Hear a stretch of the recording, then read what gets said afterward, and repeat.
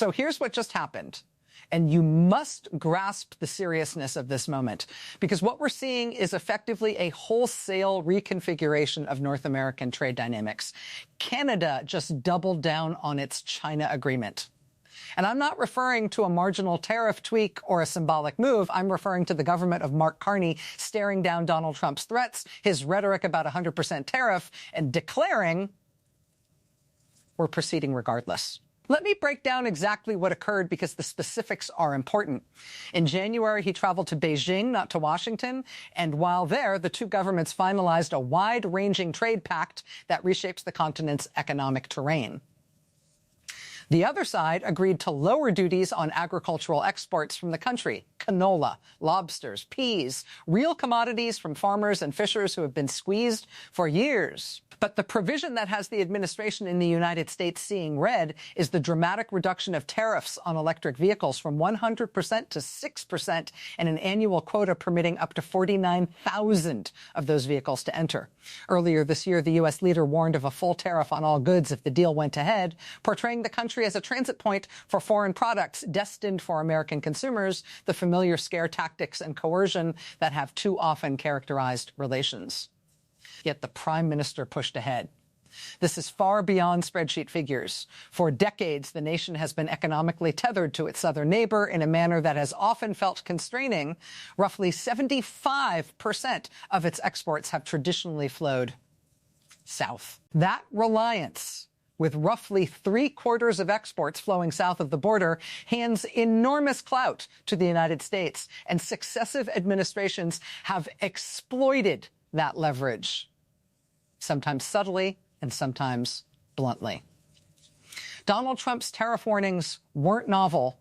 They were just louder, cruder iterations of the pressure that's always existed.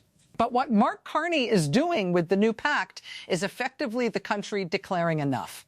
The administration's target is to sharply raise exports outside the United States by 2035. Not minor tinkering, but a structural shift to broaden trade partners so no single nation can hold the economy hostage. The timing is impeccable. Because the heavy-handed pressure has backfired, the threatened 100% tariff was meant to intimidate, yet it hastened the pivot toward China, proving to citizens why diversification matters and bolstering the government's case far more effectively than any speech. Who benefits today? This is concrete, not theoretical. Sectors are already reaping rewards. The beef industry saw that partner reopen its market after a ban since 2021. Access to one of the world's largest beef buyers means jobs, processing contracts, revenue, and stability for struggling communities. Farmers producing canola, lobsters, and peas now face lower duties into that market. These are tangible economic gains that directly lift agricultural livelihoods. And then there's the electric. That reliance, with roughly 3/4 of exports flowing south, hands enormous leverage to the United States, and successive administrations have wielded that advantage, at times with subtlety and at times with blunt force. The tariff bluster from Donald Trump was not a novel tactic so much as a louder, cruder expression of an old pressure play. What Mark Carney is pursuing via the new pact is effectively the nation declaring enough, an explicit policy to sharply expand exports beyond the U.S. by 2035. Not cosmetic tinkering, but a structural effort to broaden trade partners so no single power can hold the economy hostage. The timing could not be more consequential, because the heavy-handed threats have spectacularly misfired. The menacing promise of a 100% tariff meant to cow the country actually accelerated its pivot toward China and made the argument for diversification more persuasive to ordinary citizens than any speech could. This is not theoretical. Real sectors are already reaping gains. Take beef. That trading partner reopened a market that had been closed since 2021, and that access to one of the globe's biggest beef markets translates into concrete contracts, processing work, payrolls, and a stabilizing lifeline for towns that have been struggling. Farmers growing canola, fishers harvesting lobsters, and producers of peas now face much lower duties when exporting there. These are not token concessions, but tangible revenue streams that improve livelihoods across rural communities. Then there's the electric vehicle component. By permitting a significant number of Chinese-made EVs into the market at sharply reduced tariffs, the government is positioning the country to lead the transition to electrified transport, offering affordable, desirable options to consumers who have too often found domestic alternatives overpriced or slow to modernize. The American auto sector has at times lagged, proving costly and out of step with buyer preferences, while overseas manufacturers have surged ahead on EV design, range, and value, and Ottawa has chosen to give citizens access to those competitively priced models rather than erect protective barriers to shield an underperforming industry. Look at the reaction in Washington and you see the story: panic among officials and allies who believed intimidation would produce compliance, only to find their tactics exposed and their leverage diminished. From the U.S. vantage point, it must be jarring. Decades of economic dominance fostered a complacency that overlooked the fact the nation has alternatives. It is a G7 economy with vast natural resources, a skilled labor pool, and the diplomatic capacity to secure partnerships with other major markets. The threatened tariff, intended as a show of force, ended up crystallizing the need for independence in the public mind and handed the prime minister a political rationale for reorienting trade. If Washington were to follow through with punitive duties, American firms and consumers would be among the losers. Access to Canadian lumber, energy, foodstuffs, and auto components would be curtailed. Integrated supply chains that have evolved over decades would face acute disruption, and costs across multiple sectors would spike, all to penalize a country for choosing an autonomous trade path. Let's be clear about another dimension of this situation. China is emerging as a major winner in this exchange. Beijing didn't need to issue threats or strong-arm anyone. It simply presented a mutually beneficial arrangement that treated Canada as an equal counterpart rather than a junior partner. And in doing so, it has effectively created distance between the United States and one of its closest traditional allies. When officials said the agreement was not aimed at any third party, that was diplomatic phrasing, but the underlying reality is clear: expanded access to the Canadian market, a strategic entry point into North America for electric vehicles, and a broader signal to other nations that viable.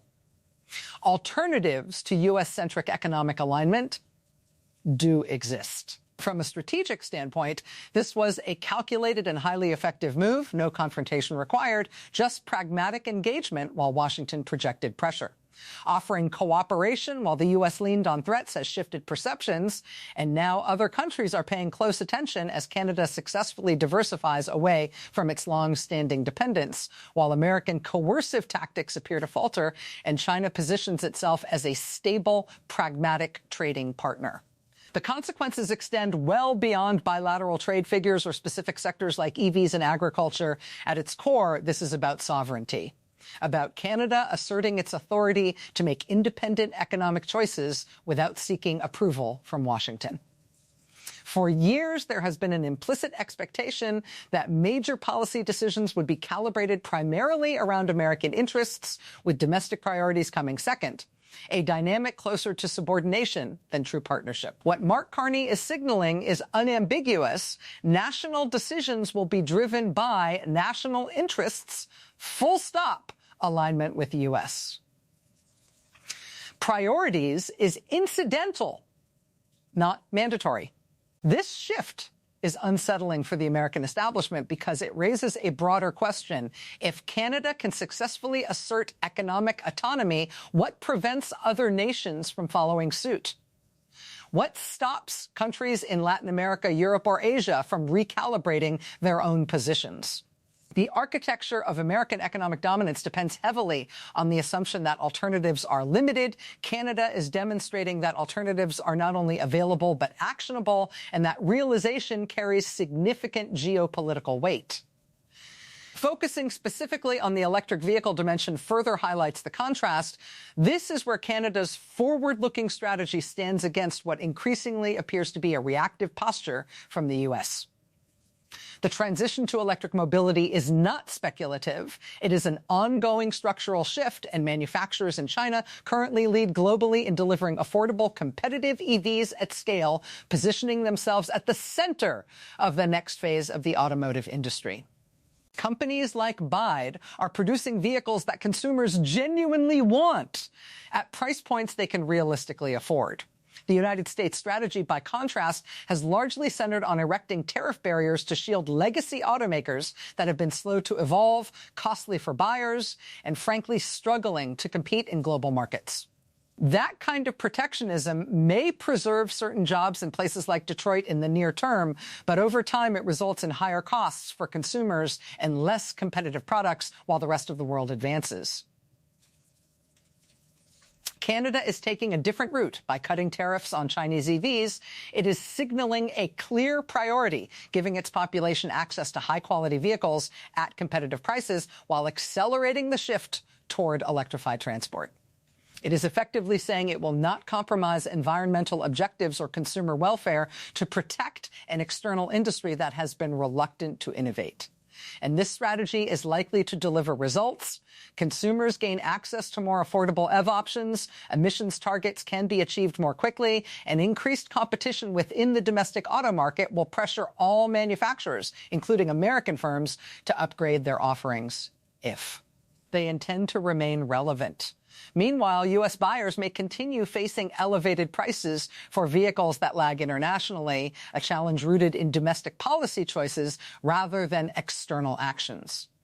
The agricultural side of this agreement also warrants closer examination because it delivers immediate, measurable benefits to everyday citizens. Beef producers in Canada have regained entry into the Chinese market after being excluded since 2021, a significant development given that China represents one of the largest global consumers of beef, and Canadian ranchers are known for high-quality output. That prolonged exclusion placed strain on family-run farms, processing operations, and entire rural communities dependent on livestock production. With the market now reopened, those sectors gain renewed momentum, driven by a deal structured around national economic priorities. The same applies to canola growers, lobster harvesters, and pea producers, real workers and businesses that now benefit from improved access to a vast marketplace. Lower tariffs translate directly into stronger competitiveness abroad, higher export volumes, increased employment, and greater economic resilience in agricultural regions that have faced sustained pressure. And what has been the response from the United States? Predominantly threats. Without offering viable alternative markets or constructive agreements to support these industries, only the prospect of additional tariffs that could further strain Canadian agriculture. Faced with a choice between escalating pressure from one side and expanded opportunity from the other, the direction being taken becomes increasingly understandable. Given that choice, Canadian farmers will opt for opportunity every time, and it would be irrational not to. Looking ahead, the implications of this agreement stretch well beyond 2026. The administration of Mark Carney has established a target to significantly expand exports beyond the United States by 2035, which is less than a decade away. This arrangement with China is only the initial major step in that broader strategy, not the endpoint. The country will actively pursue additional trade frameworks with India, the European Union, Southeast Asian economies, and partners across Latin America. The underlying strategy is explicit. Construct a diversified network of trade relationships so that no single nation can apply the level of pressure the United States has historically exercised. As this diversification gains traction, the power balance between Canada and the United States begins to shift in a meaningful way. American threats lose some of their effectiveness, Canada gains negotiating leverage, and the bilateral relationship is forced into a more balanced footing because alternative options now exist. This shift has broader political consequences across North America, compelling policymakers in Washington to engage with Canada as a genuine partner rather than a subordinate, or risk watching it deepen ties elsewhere. The role of Donald Trump in this process is central because the threat of a 100% tariff served as the political catalyst that enabled the shift domestically.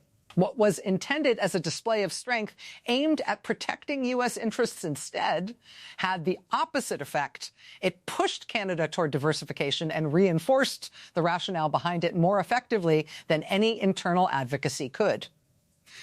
Each instance of pressure, criticism, or dismissive treatment makes it easier for Canadian leadership to justify reducing dependence and pursuing alternative partnerships, transforming what might have been a contested policy into a broadly accepted necessity.